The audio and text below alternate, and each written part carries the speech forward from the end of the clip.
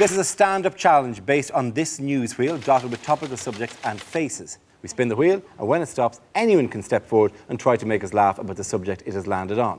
If I judge that the person has got a big enough laugh, he or she is safe and gets to sit down again.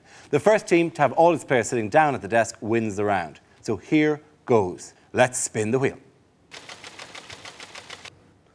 Well, Michael Howard, the Tory party leadership. Who wants to get in on that? Ah, like a shot.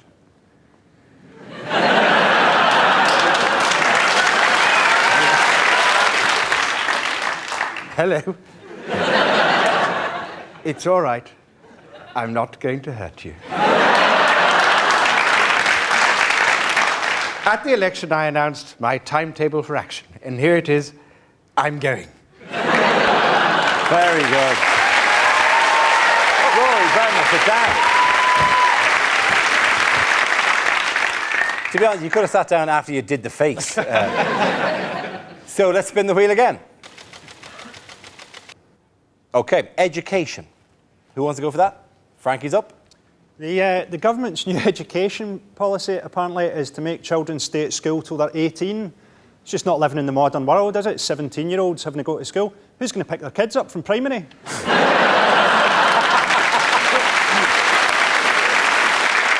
The Catholic Church have got a big thing this week. They say they don't want sex education in schools because that's like giving the kids pornography, as opposed to the traditional Catholic method of educating them, of actually shagging them.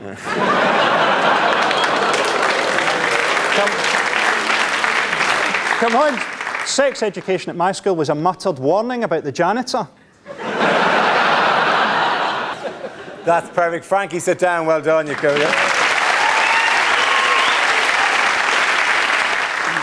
Covered yourself in glory there. Let's have another look at the next story. OK, ASBOs. Who wants to go in on ASBOs? It's Linda. Yeah, I think people are a bit down on ASBOs, but you've got to remember, these are the only qualifications that some kids are going to get.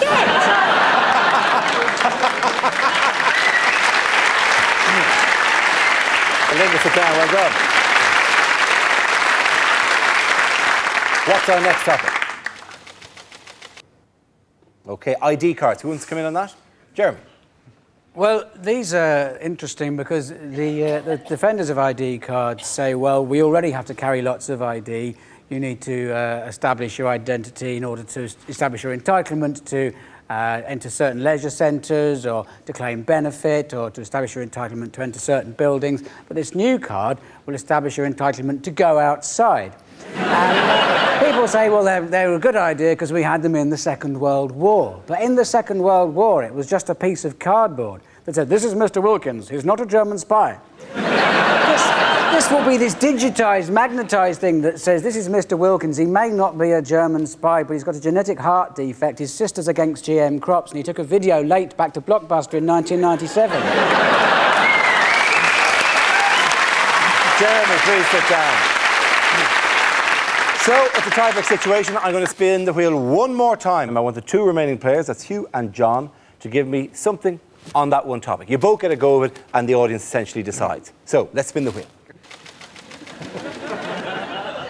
OK, the nation's health. Apparently, it's very important to stay healthy to have 5 portions of fruit a day. I do that. I have half a packet of Starburst. The Tories are very big on MRSA, which I found a bit surprising. I reckon most of them thought it was the way a posh man would pronounce the lead singer of the Smiths.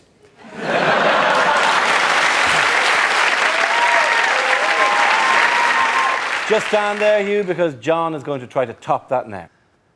There is absolutely no need to worry about Britain's health because, as we've all learnt, Jamie Oliver is going to save us all. And if Jamie Oliver has only taught me one thing, and he has, it's this, that an unhealthy lifestyle is like a homing pigeon. Yes, it's a lot of fun at the time, but one day it will track you down and it will kill you. Very good. I'm going to give it to John, so John and his team are the winners. OK, the topic is work.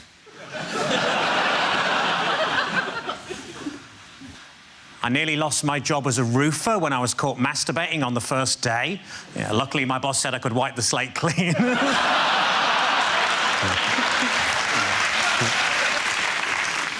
I used to work at Waterstones. One day, a guy came in asking if we had any audiobooks with subtitles. I thought, hang on, that's a book.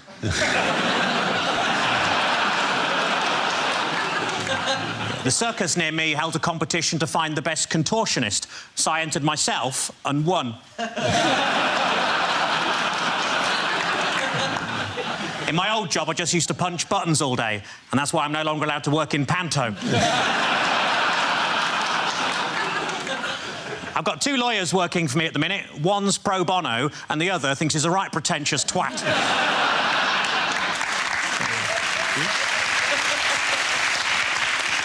When my granddad was caught trying to stow away in the Merchant Navy, he offered to work his passage, which, as you can imagine, made him very popular. I hate people who phone me up just to complain about the weather, which is why I lost my job at Mountain Rescue. I was at a station the other day that had a piano on the platform, so I had a little tinkle on it, which saved me 30 pence.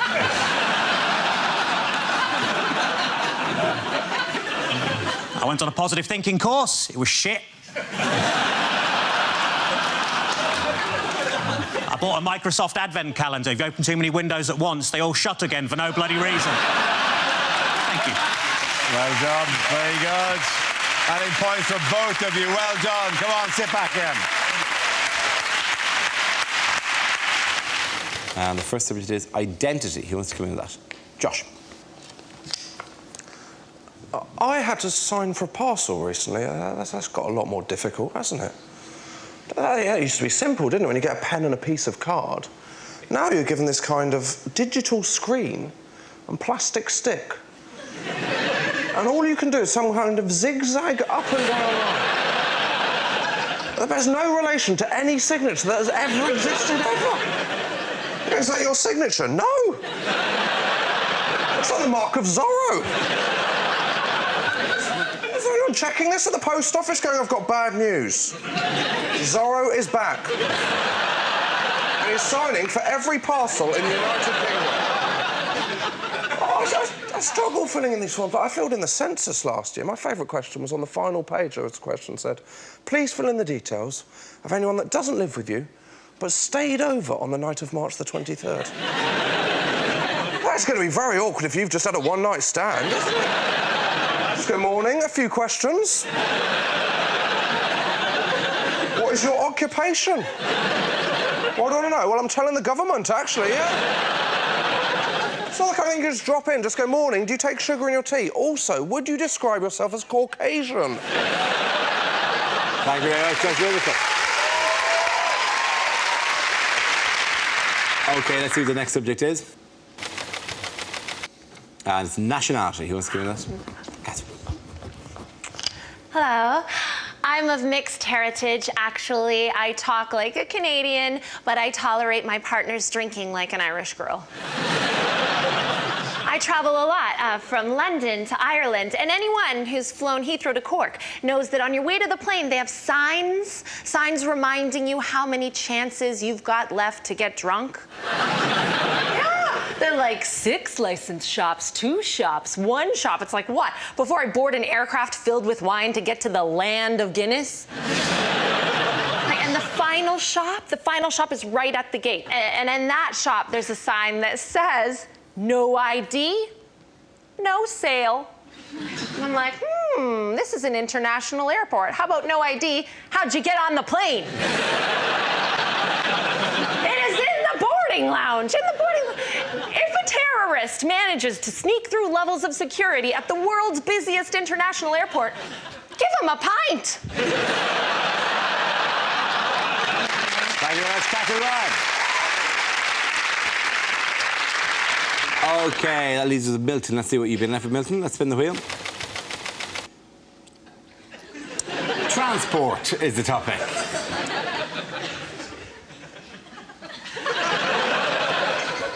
So I've got my own private jet. The rest of the jacuzzi belongs to my mum.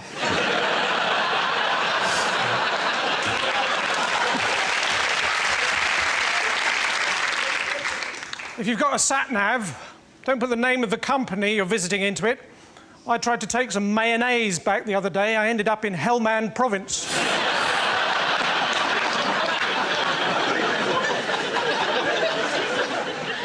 I mean, I've got a car, but there's nothing I like better than making a bonfire on the passenger seat.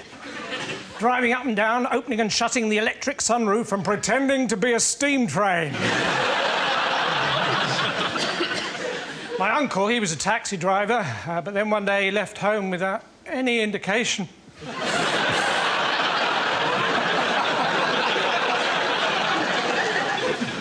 So recently, I was fell walking in the Lake District. Well, it's not quite true. Recently, I fell walking in the Lake District. I was going to tell someone, but the pillar box was full of sugar puffs. Thank you very much, Milton. OK, getting that round. Close over in. Go on, Zapata. First subject is climate change. He was in like a shot. The problem with climate is that we're ruining the environment. You know, every year we destroy an area of rainforest the size of Belgium. Why not just destroy Belgium? No one would mind. We're desperate to find an alternative to oil. Wind is one, but what worries me about wind power is that if you cover Britain with 400,000 wind turbines, right, on a windy day, what's to stop the whole country taking off? like an enormous hovercraft and heading for France. That is European unification by the back door. Very good, Hugh. Hugh, sit down. Congratulations. Very good. So let's have another topic. Live 8, Rory's coming in like a shot. Yes, it's Live 8 this week. Bob Geldof's big thing was to persuade people to go to Edinburgh by boat. Right. Okay, because the first 20 miles are easy. The rest you're going to carry the boat on your shoulders. They're trying to get a million people up to Edinburgh. Elton John's not going. He's sending flowers. And it's a whole G8 Live 8 thing where the world's richest 8 nations get to meet the world's 8 richest rock stars. Rory, well done, sit down. Let's have another topic. OK, reality TV. Who wants to get in? Me. Oh, hang on. Just a second, though.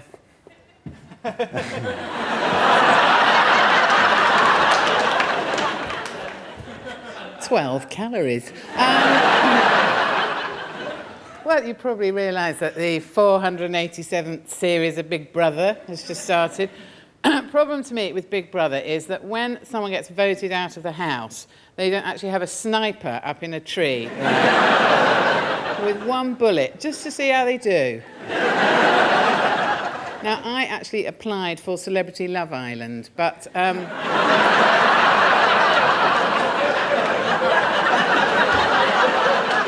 You can sit down now if you want to. That's just...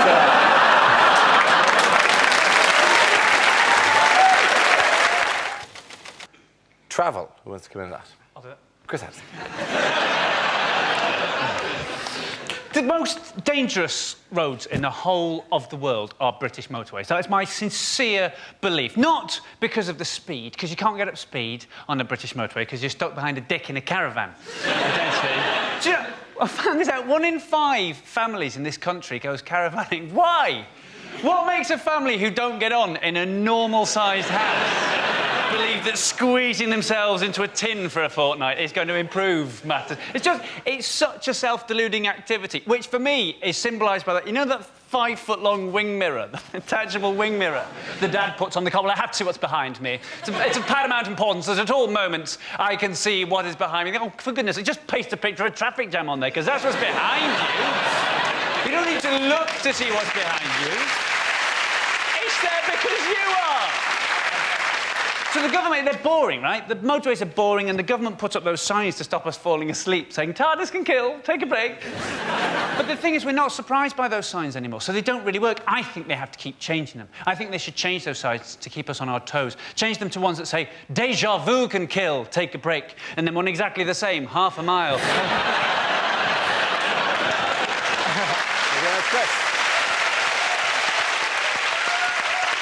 OK, let's spin the wheel again. Next topic is politics. Who wants to come in on that? Any persons?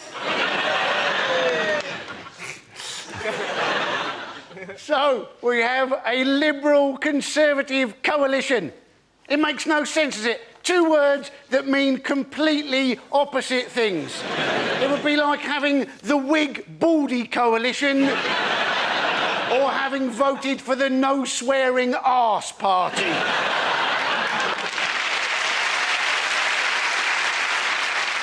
We have a new Foreign Secretary, William Hague.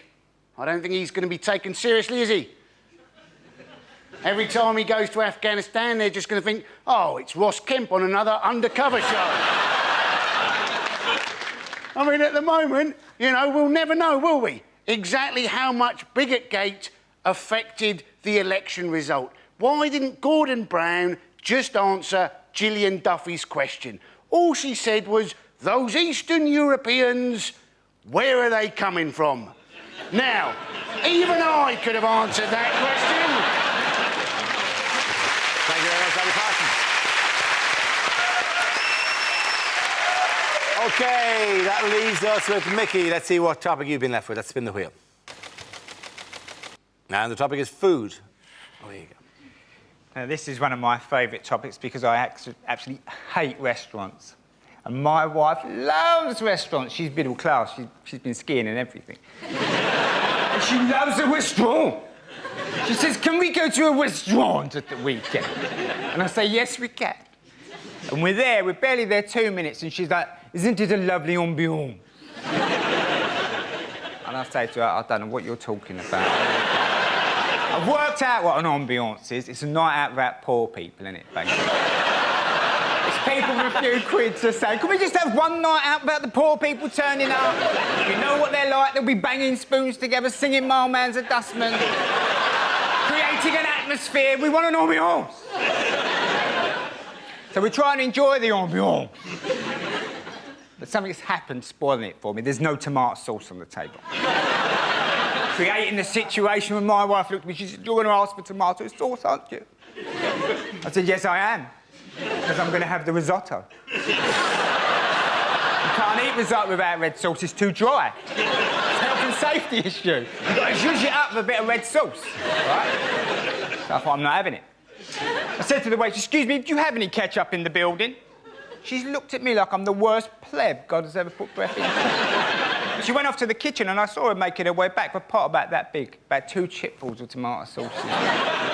I thought, oh, here we go. She's tried to put it down and walk away like she's doing a drug deal or something. And I stopped her. I said, hold on, love, don't rush off. And I took a sip of it. And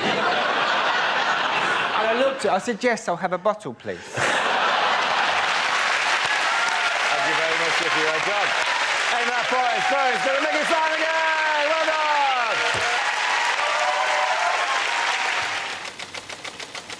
Trust. Who wants to come in on that? Sean. I get guilty when I'm with a friend and he loses money in his house. This happened to me recently. My friend lost a £5. I thought, does he think? Does he think I've taken his £5? Is this what's happening? He thinks I've taken... I want to say I haven't taken his £5, but I don't want him to think that I'm guilty. And then I start thinking, hang on, have I taken his £5? Maybe I've taken his £5. Maybe I've put his £5 in my pocket. I want to check my pocket. I can't check my pocket. If he sees me checking my pocket, he's going to think I've nicked his £5. I want to go and hide and check my pocket. I can't hide and check my pocket. If I hide and check my pocket, he's definitely going to think I've nicked his £5. So I went into the bathroom. I found his £5. I couldn't go and give it to him. It would have looked like I got guilty, decided to give it back. I can't just leave it there. He's seen me go in. It's going to look like I planted it, so I just nicked it. Well done, Sean. OK, let's spin the wheel again. Subject is family. Who wants to come in on that? Greg. All of my family are obsessed by the ageing process. Every single generation of us are obsessed by it at the moment. I'll just share this with you before I talk about other family members, just so I can get it off my chest. I was visiting my parents last week, and an old family friend came up to us in the street and said to my mum, hello, Pauline, how are you? She said, I'm all right, thanks, Kath, how are you? And then she looked up at me and she said, hello, Bob, how are you? Bob is my dad. He is 75 years of age. All of us are obsessed with it. All of us are obsessed with ageing in our family. Even my nan. My nan is doing her best to hold off the years. She puts a pound of face cream on every single morning, you know, and there's not a face cream on the market that works, ladies and gentlemen. I know that because of my nan, because she's a lovely woman, but she's religiously applied this stuff, and with the best will in the world, her face is ruined.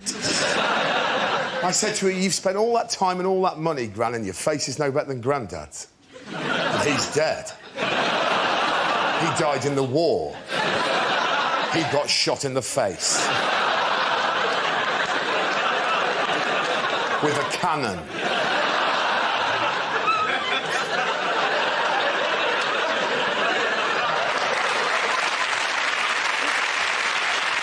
OK. That leaves you with Milton. Let's see what you've been after. Let's spin the wheel. And the subject is travel.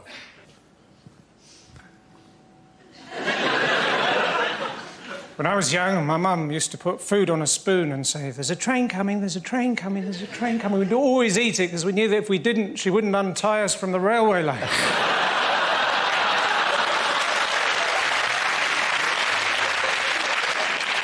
I tried to get here by train today. They said, today there's a bus replacement service. So I gave them a tin of pineapple chunks. I said, what's that? I said, that's my money replacement service.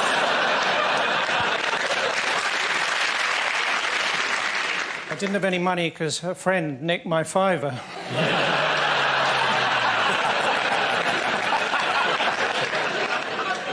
Thanks, that doesn't normally work.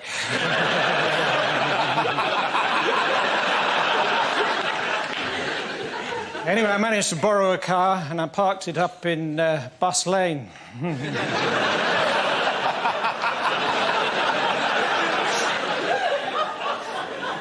Last year I went on a ballooning holiday, put on 4 stone. The other day I bought one of those off-road vehicles. 3,000 quid, got it home, found out it was a canoe.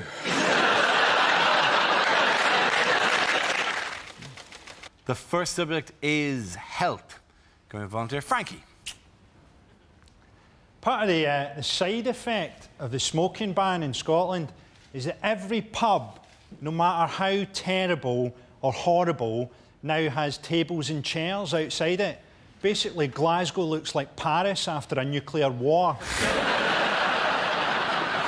People say there's no such way as a good way to die, and those people have never heard the phrase drug-fueled sex heart attack.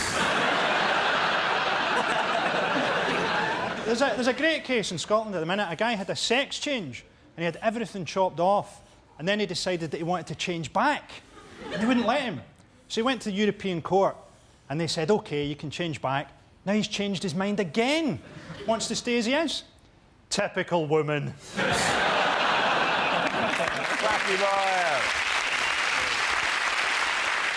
OK, let's spin the wheel again. The subject is the West Country. Who? Russell. How can you not love the West Country? I've genuinely seen graffiti in Bristol during the last Tory campaign. Do you remember, are you thinking what we're thinking? Somebody had written underneath it, is it, do I like what's-its? It's phenomenal. Just wonderful, isn't it? I used to live there. I've moved away from Bristol because I was near a dogging site, which is just a bit odd, right? And, all right, I wasn't into it. I was just near a dogging site, right? And I was talking to my friend. I was like, Jane, why do they do dogging near the house, right? And she looked and went, apparently you got really great views of the Clifton Suspension Bridge. And you're like, well, you've got faith in humanity, haven't you? Just the idea that some... I tell you what, it's only when you're doing the nasty in a Cortina that you can truly appreciate the work of Isambard King of Brunei.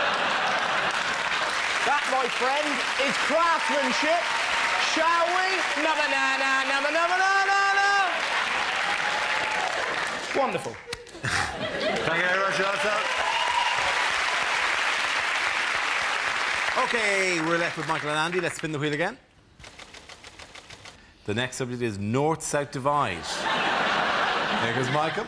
Right, yes. Now, I am from the south, if you noticed. I have been north, up the M1, and I don't know what happens to the word the. it seems to disappear at about junction 25 on the M1, and the word "the" just goes, "That's it from me, I'm getting off. You go on ahead." Are you coming with? No, I'm not interested up there. And then you get there and they don't have, they say, "Up to fridge, or you're going up to..." What are you doing? My first experience of this was when I went to the cinema in Leeds. I saw The Lion, the Witch and the Wardrobe.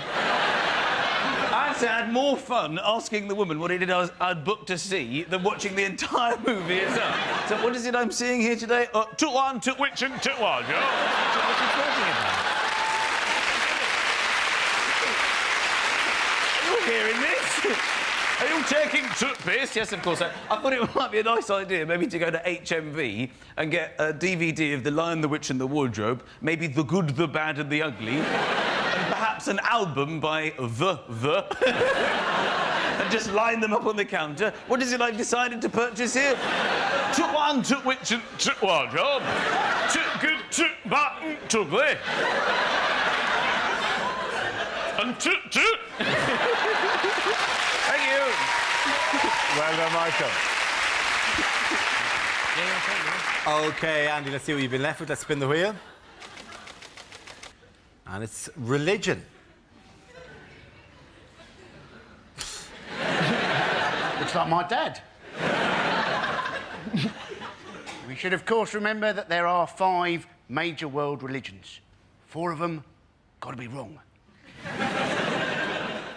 Imagine that, right? You're on your last day, you're going off to meet your maker. The gods of the 5 major world religions lined up in front of you. You've chosen your god, you're happy with your god. You go up to your god and your god produces a little bit of cardboard bluff. That is going to hurt, isn't it?